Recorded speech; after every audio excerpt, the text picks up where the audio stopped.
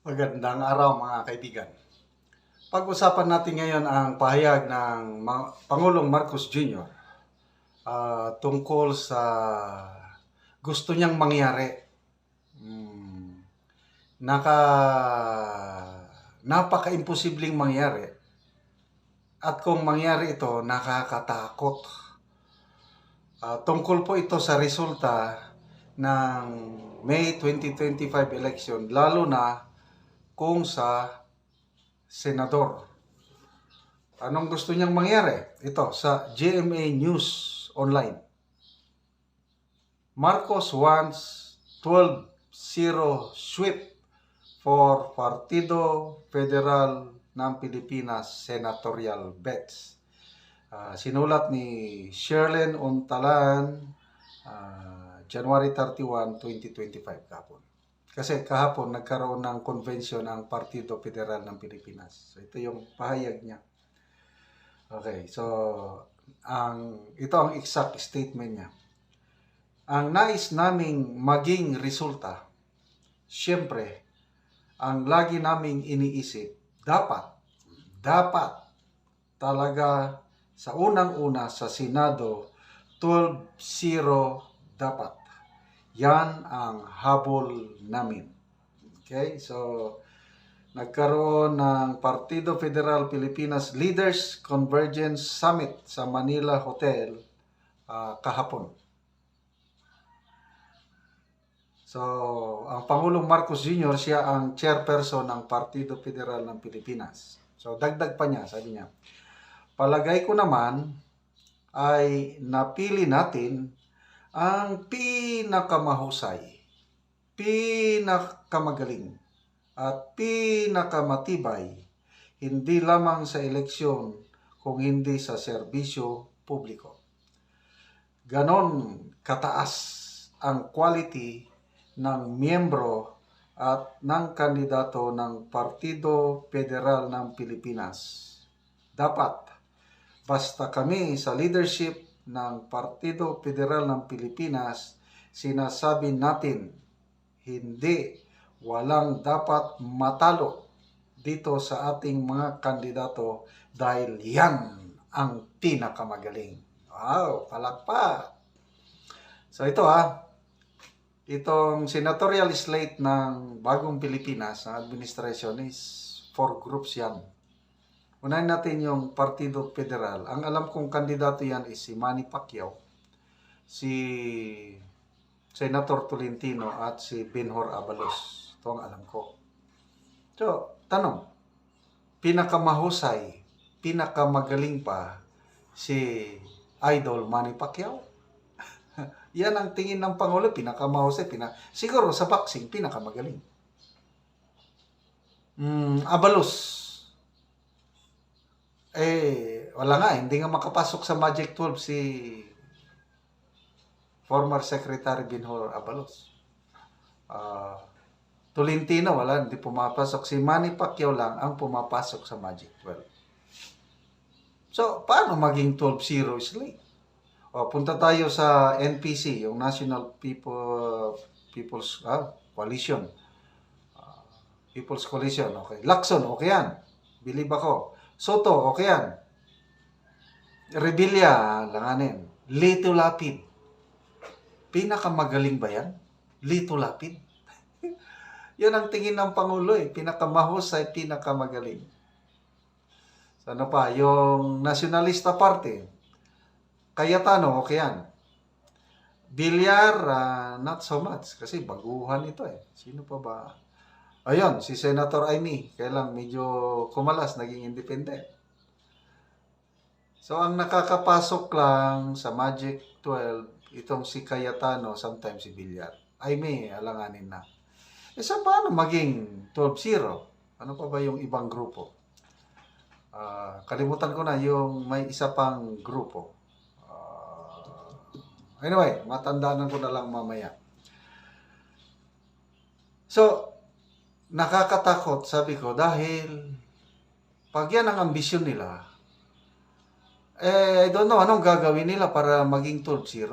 Kayo mga kaibigan, tingin nyo, is it possible na maging 12-0?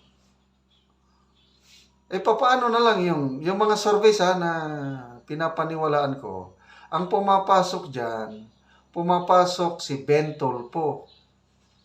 Independent ito. May sariling paninindigan. Paano nila tatalunan si Bentol po? Pumapasok si Bongo. PDP, Duterte.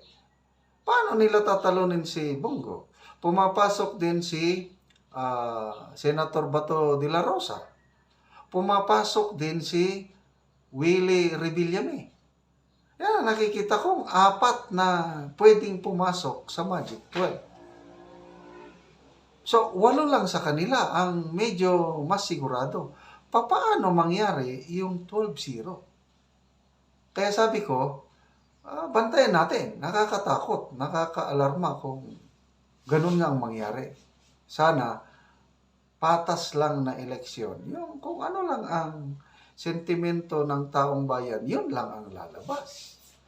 So, ano pa ba yung sabi ng Pangulo?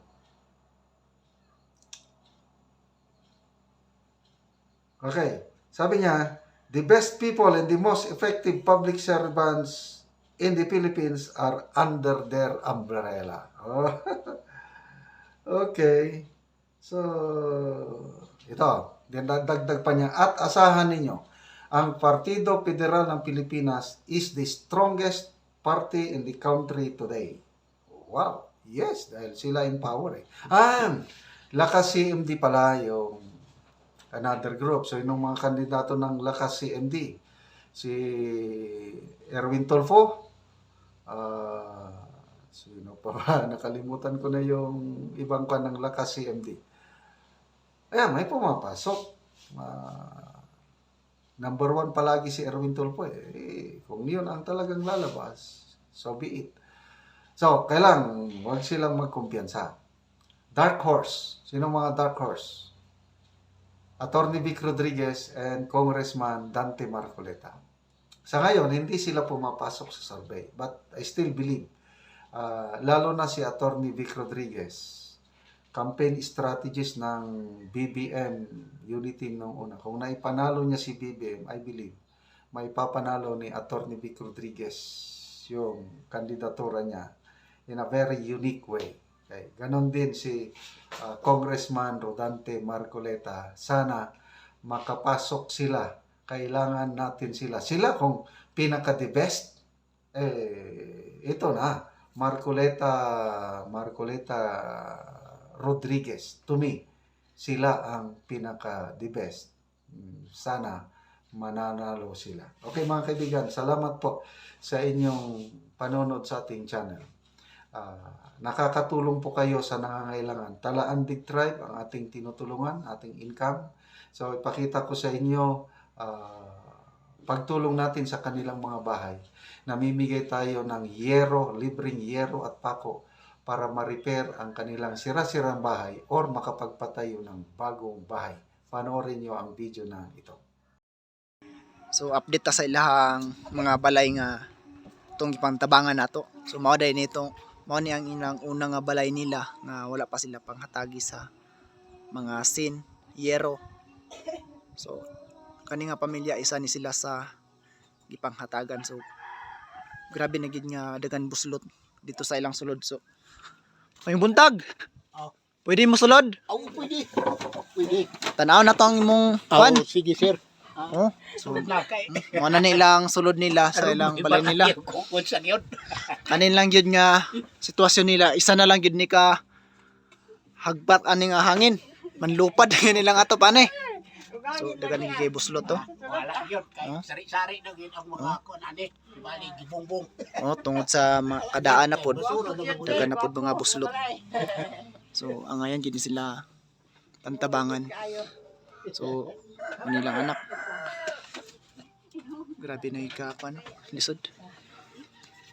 So, asa man ang gihatag sa inyong asin? Ha? Asa man ang gihatag sa inyong asin? Nana dito sa pikas? Mo na itong dito. So, muna itong bagong nga balay dito. Ato na to, tanaw na to. Yan na ni.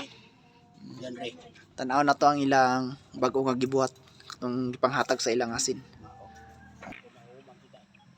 Mauna din ni ang update sa ilang bagong nga balay nga itong ipanghatagan sa mga bag-o nga yero.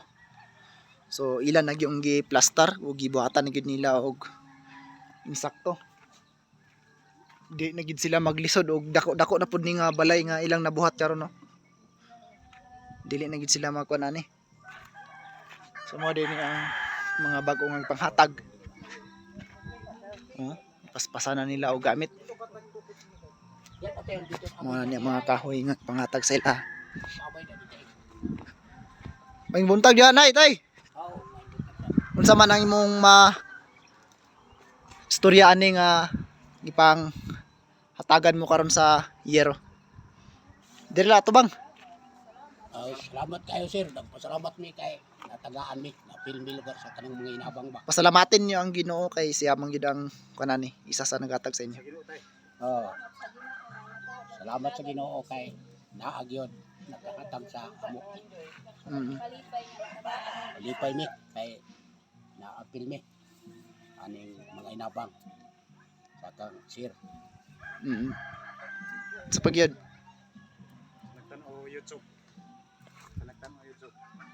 Pasalamatin ninyo ang YouTube channel kay isa ni sa mga nagatabang sa inyo. Oh, salamat sa Diyos. Sadel. So unsa man nalipay mo mga nanamoy kaugalingong atop nga Aw nalipay gid. panghatag sa inyo? Ha? Unsa man imong kaistorya? Salamat gid kaayo nga natagaan mi dako gid among kalipay. Oo. So dili na pareha atong una nga mga buslot-buslot gid ang mga atop karon. Panagid bag-o na. Luwag na gyud. So dagan kayong salamat sa inyo.